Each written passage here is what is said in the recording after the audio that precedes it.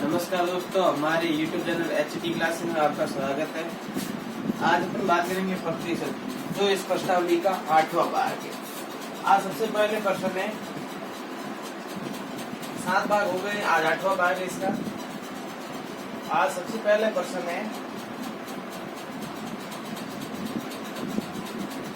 यदि किसी वर्ग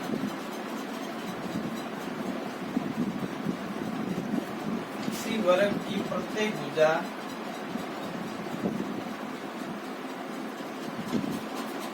भुजा में 10% की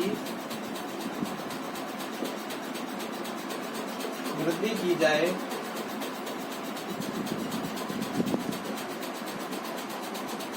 कर दी जाए तो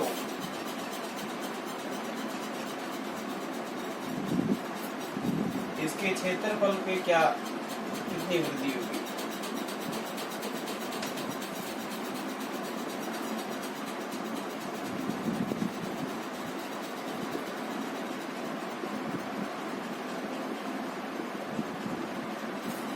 तो आज का सबसे पहला प्रश्न है, यदि किसी वर्ग की प्रत्येक भुजा में 10% बढ़ोतरी की जाए या वृद्धि की कर दी जाए तो इसके क्षेत्रफल में कितनी वृद्धि होगी। तो सबसे पहले वर्ग की हमेशा चारों भुजाएं समान होती है। वर्ग की हमेशा चारों भुजाएं समान होती है। और वर्ग का क्षेत्रफल कैसे निकालता है? सूत्र है, वर्ग का क्षेत्रफल बराबर लंबाई इंटू चौड़ाई। वर्ग का क्षेत्रफल निकालने के लिए क्या सूत्र है? लंबाई इंटू चौड़ाई। या फिर ये लंबाई ले लो या फिर ये ले लो, और लंबाई चौड़ाई को गुणा करते हैं तो वर्ग का क्षेत्रफल निकलता है। फिर अब अपन को एक चीज मानना है कि वर्ग का क्षेत्रफल अब मानना है 100%, मतलब 100% है वर्ग का। कितने प्रतिशत है? 100% वर्ग का क्षेत्रफल है। फिर गुणा, अब 10% बढ़ोतरी से लंबाई चौड़ाई में करती जाएगी, मतलब प्रत्येक भुजा में। तो 10% इसमें भी, 10% इसमें, 10 इसमें, 10 इसमें, मतलब 10% बढ़ोतरी की गई। और गुणा कहाँ से होता है? लंबाई इंटू चौड़ाई का। तो लंबाई में 10% बढ़ोतरी मतलब 110%। फिर चौड़ाई में 10% बढ़ोतरी तो मतलब 110%। फिर 100 से 100 कटे, एक जीरो से एक जीरो गया, दूसरे जीरो गया, 11 से गुणा किया तो 121। अब वर्ग का क्षेत्रफल 100% था। अब वृद्धि करने के बाद 121 हो गया, तो कितने प्रतिशत बढ़ोतरी हुई? बढ़ोतरी कितनी हुई इसकी? 21%। तो वर्ग के क्षेत्रफल में कितनी वृद्धि हुई? 21% वृद्धि हुई। सबसे पहले प्रश्न था, यदि किसी वर्ग की प्रत्येक भुजा में 10% की वृद्धि कर दी जाए तो इसके क्षेत्रफल में कितनी वृद्धि होगी। तो वर्ग का क्षेत्रफल निकाला जाता है लंबाई इंटू चौड़ाई। तो लंबाई में 10% बढ़ोतरी और चौड़ाई में 10% बढ़ोतरी। तो फिर यहाँ पर 100% माना था इसका वर्ग का क्षेत्रफल, तो 121 हो गया। तो कितने प्रतिशत बढ़ोतरी हुई? 21% बढ़ोतरी हुई। अब दूसरा क्वेश्चन,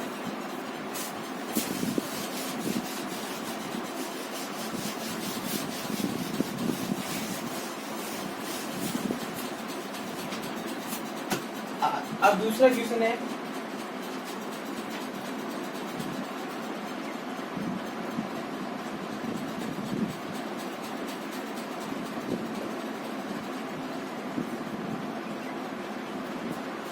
एक आयत की लंबाई में 10% वृद्धि, 10% की वृद्धि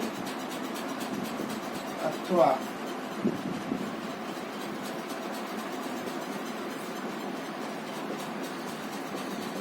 चौड़ाई में 10% कमी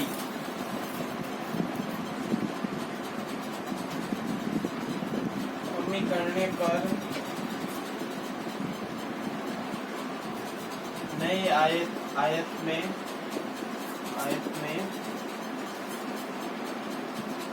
नई आयत के क्षेत्रफल में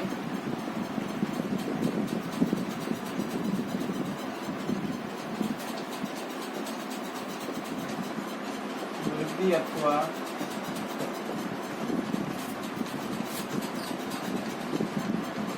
कमी।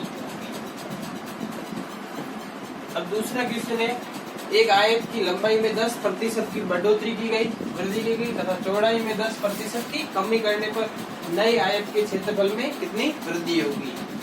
तो सबसे पहले आयत में क्या होता है, आयत में आमने सामने की भुजाएं समान होती है, आमने सामने की भुजाएं समान होती है। फिर अब वो कह रहा है कि लंबाई में 10% बढ़ोतरी, तो लंबाई में यहाँ पर 10% बढ़ोतरी, चौड़ाई में 10% कमी, चौड़ाई में 10% कमी। अब क्षेत्रफल, आयत का क्षेत्रफल कैसे निकाला जाता है, तो क्षेत्रफल आयत का क्षेत्रफल होता है, आयत का क्षेत्रफल बराबर कितना होता है, लंबाई इंटू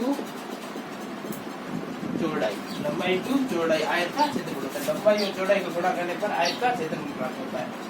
तो फिर अब कह रहा है कि 1 में 10% बढ़ोतरी की गई तथा 1 में 10% की कमी की गई, तो आयत के नए क्षेत्रफल में कितनी वृद्धि होगी। सबसे पहले मान लो कि आयत का क्षेत्रफल पहले मानो 100% था, फिर 100% मानो आयत का क्षेत्रफल 100% है। फिर अब लंबाई में कितनी बढ़ोतरी की गई, 10%, तो 110, फिर गुणा चौड़ाई में कितनी कमी की गई, 10 की कमी की गई, तो 90%। 2 जीरो से 2 जीरो गए, 1 जीरो से 1 जीरो गया, 1 जीरो से 1 जीरो गया, 9 का पहाड़ा 11 बार, 9 का पहाड़ा 11 बार 99। अब 100% इसका आयत का क्षेत्रफल था, अब नया क्षेत्रफल 99 बना है, तो मतलब कितने की कमी हुई, बराबर 1% की कमी हुई, 1% की कमी हुई।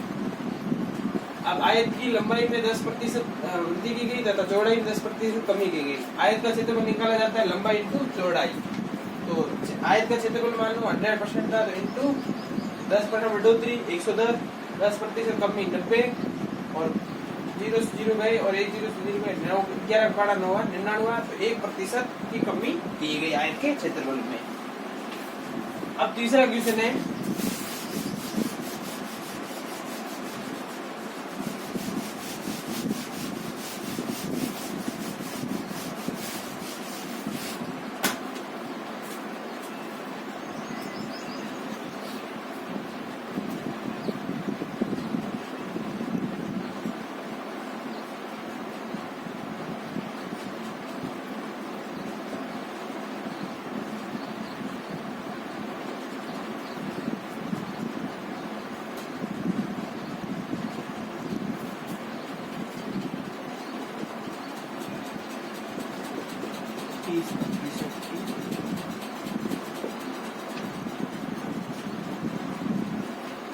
बढ़ोतरी करने पर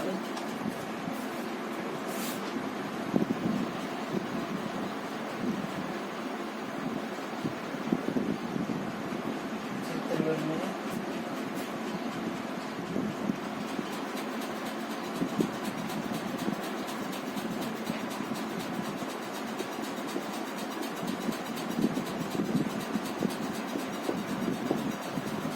अब तीसरा क्वेश्चन है, इसी वर्ग में प्रत्येक भुजा में 30% बढ़ोतरी करने पर इसके क्षेत्रफल में कितनी बढ़ोतरी होगी। और वर्ग है तो वर्ग का क्षेत्रफल निकाला जाता है, वर्ग का क्षेत्रफल लंबाई इंटू चौड़ाई। फिर अब कह रहा है 30% बढ़ोतरी की, तो सबसे पहले मानो कि वर्ग का क्षेत्रफल 100% है, फिर अब 30% बढ़ोतरी तो 130, ये लंबाई में हो गई। अब चौड़ाई में करनी है बढ़ोतरी, ये चौड़ाई में 2 जीरो से 2 जीरो गए, 1 जीरो से 1 जीरो, 1 जीरो से 1 जीरो, 13 का भाग 13 से गुणा किया तो 169। अब 100% था और 169 हो गया है नया क्षेत्रफल, तो कितने बढ़ोतरी हुई, 59%, सॉरी 69%। तो कितने की बढ़ोतरी हुई, 69% की बढ़ोतरी हुई इसमें। अब अगला क्वेश्चन है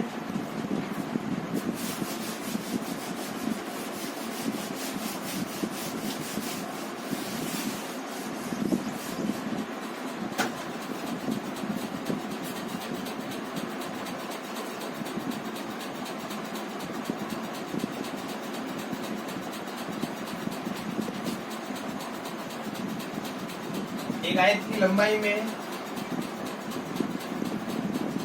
20% बढ़ोतरी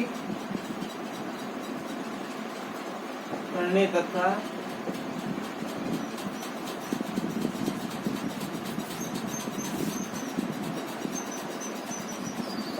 चौड़ाई में 20% कमी करने पर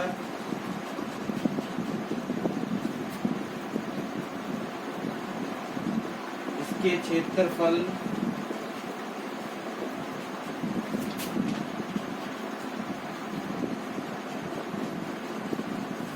बढ़ोतरी व कमी होगी। तो चौथा क्वेश्चन है कि एक आयत की लंबाई में 20% बढ़ोतरी करने पर तथा उसकी चौड़ाई में 20% कमी करने पर इसके क्षेत्रफल में बढ़ोतरी होगी या कमी होगी। तो सबसे पहले आयत का क्षेत्रफल निकाला जाता है। आयत का क्षेत्रफल लंबाई इंटू चौड़ाई। फिर अब आयत का क्षेत्रफल मान लो 100%, 100% मान लो।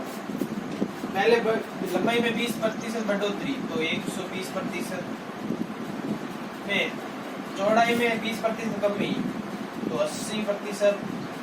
फिर 00 से 00, 10 से 10, 10 से 10, 12 चिन्ह। तो सबसे पहले इसका 100% क्षेत्रफल था, अब छिन्न हो गया है। तो मतलब कितने बढ़ोतरी हो गई, क्या कमी हो गई? 4% की कमी, 4% की कमी हो गई। अब अगला क्वेश्चन है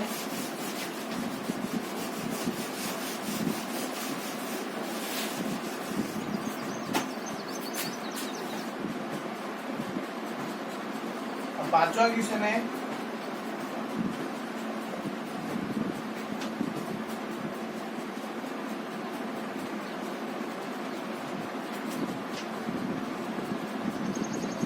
किसी वर्ग की त्रिज्या में 50% की कमी होने पर इसके क्षेत्रफल में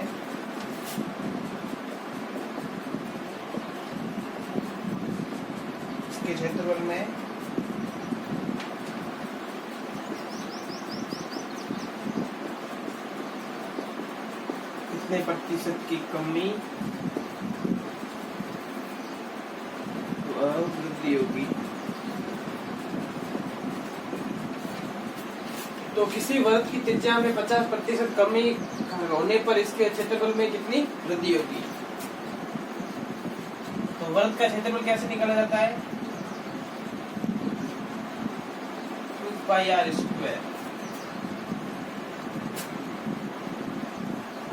हाँ, क्षेत्रफल का कैसे निकाला जाता है? πr²।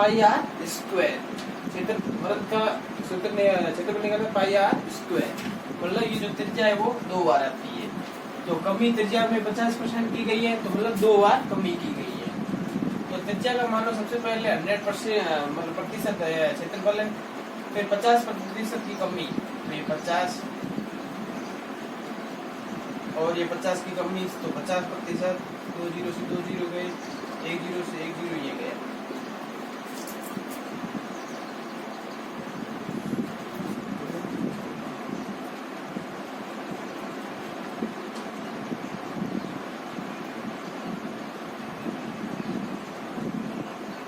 सॉरी,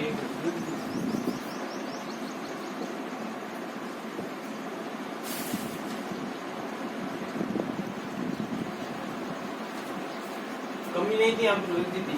इसी वर्ग की त्रिज्या में 50% की वृद्धि होने पर इसके क्षेत्रफल में कितने प्रतिशत कमी अथवा वृद्धि होगी। तो 100% था, 50 की वृद्धि होगी तो मतलब 150 अपॉन 100, 150 अपॉन 100, 2 जीरो से 2 जीरो गए, फिर 15 और 15 बचे 225। अब इसका 100% क्षेत्रफल था, अब 225 हो गया तो कितने प्रतिशत बढ़ोतरी हो गई? 225 माइनस 100 बराबर 125% की बढ़ोतरी या वृद्धि।